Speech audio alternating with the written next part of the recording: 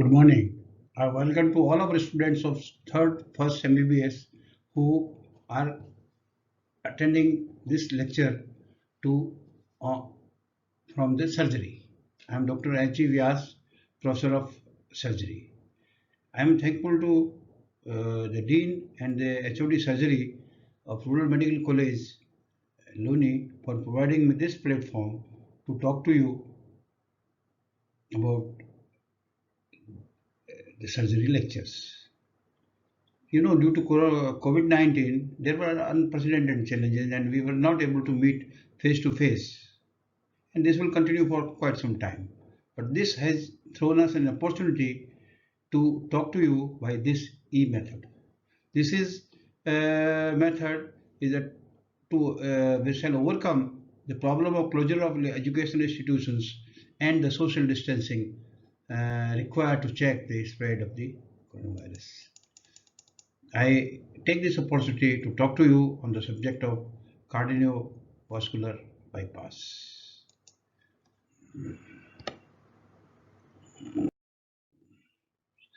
The purpose of this lecture is to make you understand the indications, procedures, and complication of pulmonary bypass. You see, the surgeons were reluctant to operate on heart that it was beating. It's difficult to operate on a structure which is in motion, and it cannot be put out of circulation as the perfusion of the important organs like brain shall suffer, which cannot tolerate without perfusion for more than some minutes. The other issue was working in a field full of blood. No doubt, the surgeon wished the heart should be as amenable to surgery as any other organ.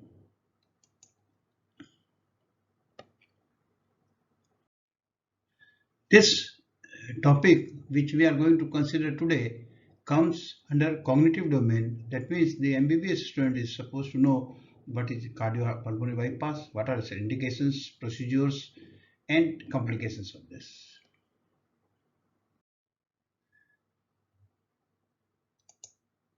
Now, cardiopulmonary bypass was first used successfully by Gibbon, and it has since revolutionized the cardiac surgery. It can be employed in any procedure in which heart and lungs need to be stopped temporarily and their function replaced artificially. It's a heart-lung machine is actually a pumping device that takes over the functions of the lungs and heart primarily during an open heart surgery. The heart can be made still and it avoids the difficulty of operating on a beating heart. The surgeon can operate in a blood-free area, which is easier and can allow for more precision and precision guided operations and less complications. The creation and advancement of the heart-lung machine or cardiovascular bypass is considered a big step in developing open heart surgery, organ transplantation, and artificial heart. Here, Here is the icon of heart-lung machine, John H. Gibbon Jr. He is considered as the original designer and developer of the heart-lung machine. He performed the first successful open heart surgery on a patient with congenital heart disease on May 1953.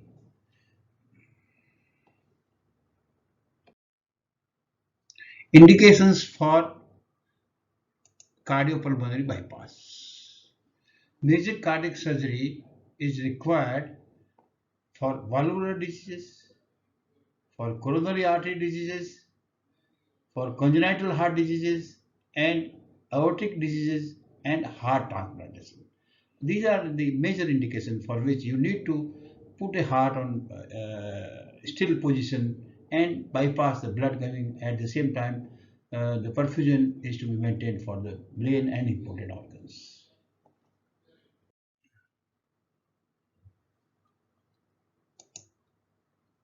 The procedure. The system temporarily performs the functions of the heart and lungs. The blood is diverted from the vascular system and circulated through a circuit. Perfusion of the brain and vital organs are maintained during surgery on a non-beating heart. The ascending aorta is typically cross-clamped, thus excluding the coronary arteries from the circuit.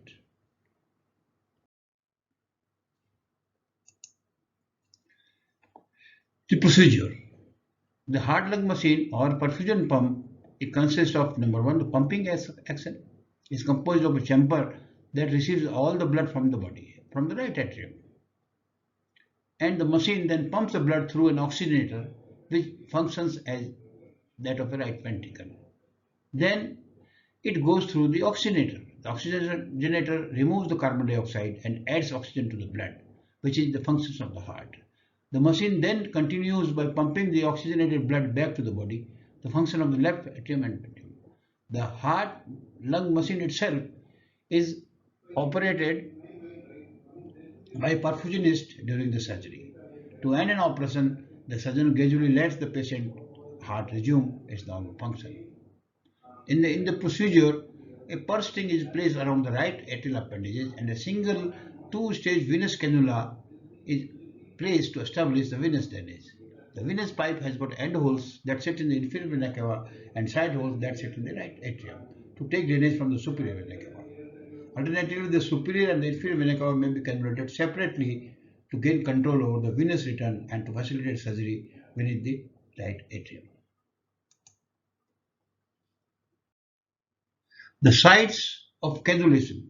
The right apical appendages, which can be single or double cannulation. The single cannulation is more common, with small amounts of blood continuing to enter the right atria. The blood is returned via cannulation of the ascending aorta as it is easily accessible and eliminates need for groin dissection and femoral artery repair.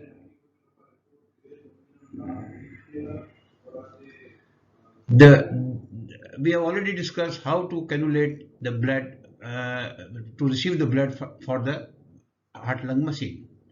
For the return, the blood vessels are exposed and aortic perfusion cannula is inserted into the ascending aorta, held in place by the purse string suture. Air is excluded and the cannula is connected to the bypass circuit. Alternatively, when it is inadvisable and impractical or impossible for various separate regions to cannulate the aorta, alternative arterial cannula sites can be used, such as femoral artery or the axillary artery.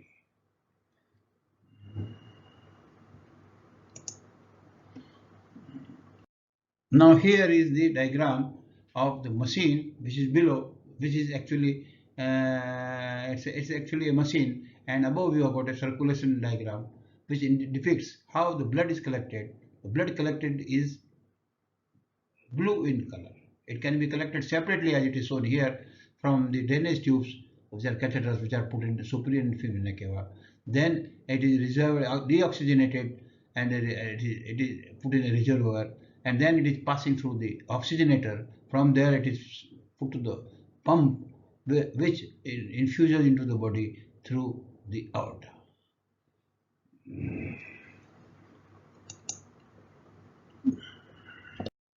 This is the machine, which is the model is shown over here, and the team working is seen in this here. You have got anesthetic.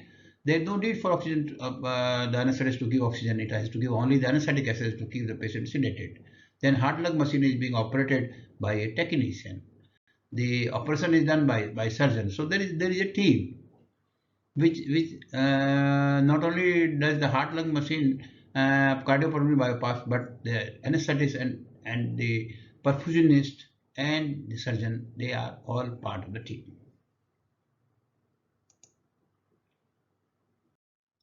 Now here you can see the unoxygenated blood is received from the body and it is passed through to the oxygenator and then it is pumped back into the oxygen blood is returned to the body.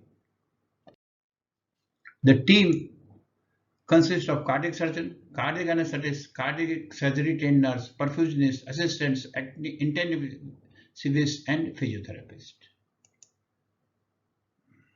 Now, to make the heart still, you need a cardioplegic solution.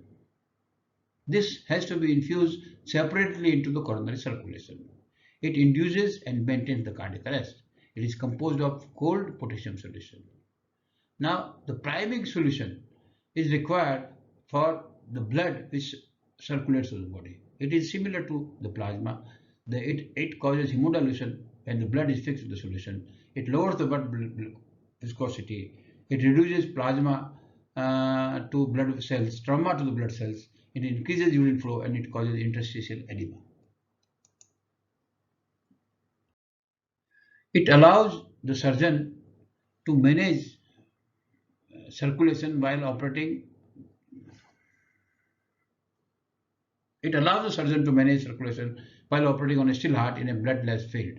It was introduced, this cardiopulmonary bypass is introduced by Gibbon. We can approach the heart by doing a median sternotomy, and the incision is vertical incision from the jugular notch to the lower G5 sternum, and the sternum is divided and the pericardium is exposed.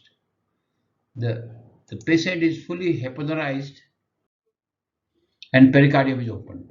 Pursing suture is taken in the advance of aorta, a second pursing taken into the right atrium. A 1 cm cannula is inserted into the aorta and connected to the bypass circuit. Venous drainage established by cannula in the right atrium.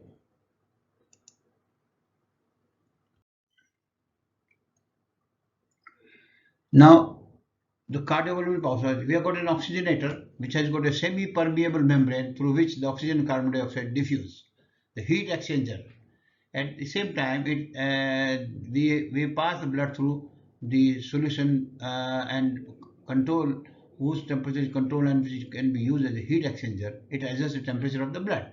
The cooling is used to minimize ischemia during cardiac arrest, decrease tissue metabolism, decrease oxygen demand, and allow vital organs to tolerate low flow rates and interruption of circulation. During the reverse side, the warming is done slowly, with venous rate of the pump decrease, allowing the heart to fill.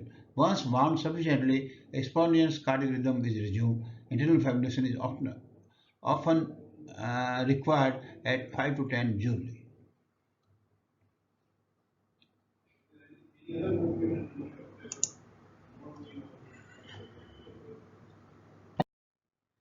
Once the circuit is connected, the cardiopulmonary bypass takes over the circulation, the ventilation is discontinued, core temperature may be reduced, heart is isolated for intervention, perfusion is restored to the coronaries, and heart may beat spontaneously.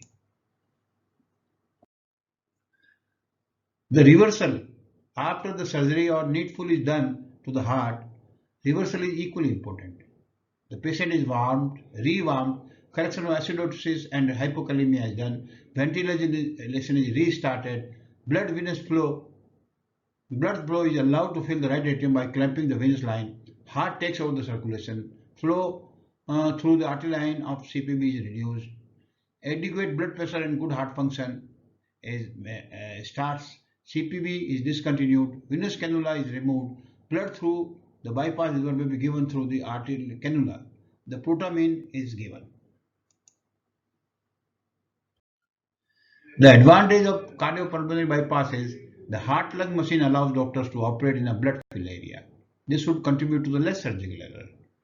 CPB or cardiopulmonary bypass can also be used to induce total body hypothermia, where the body can be maintained for up to 45 minutes without perfusion. In the future, heart-lung pump or machine will hopefully become portable, allowing for the paramedics to aid heart attack patients on the scene. Now, this cardiopulmonary bypass is not without complications. And the complications are, there could be a intravascular fluid deficit. Third spacing, post-operative diuresis at 100 vasodilation can be the result. The third spacing, the fluid can go to the third space, decrease plasma protein concentration, and increase capillary permeability. There can be myocardial depression, hypothermia, increased systemic vascular resistance, prolonged CPB pump run, pre-existing heart disease, and inadequate myocardial production can be the result of cardiopulmonary bypass. The coagulopathy, since we are mixing up with a lot of extra fluid, the systemic heparization, medical trauma to the platelets, depressed release of clotting factor from the liver as a result of hypothermia. And there can be pulmonary dysfunction, decreased serpentine production, pulmonary microemboli, and interstitial fluid accumulation in the lung can be caused by this.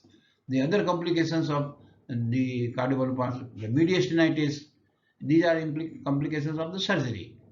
Mediastinitis is 1.5% of cases, lethal infections, life-threatening hemorrhage, perioperative myocardial infarction, and renal failure are other complications of cardiopulmonary bypass.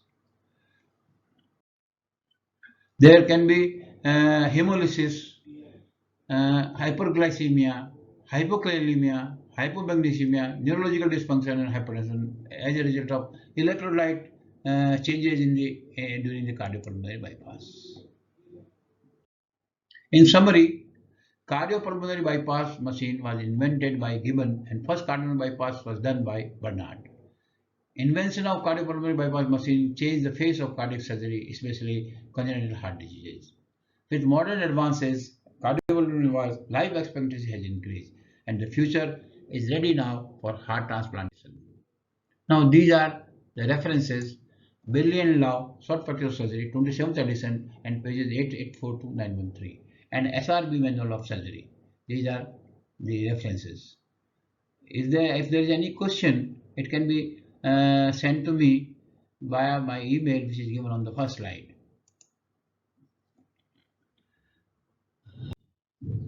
Thank you very much for your attention.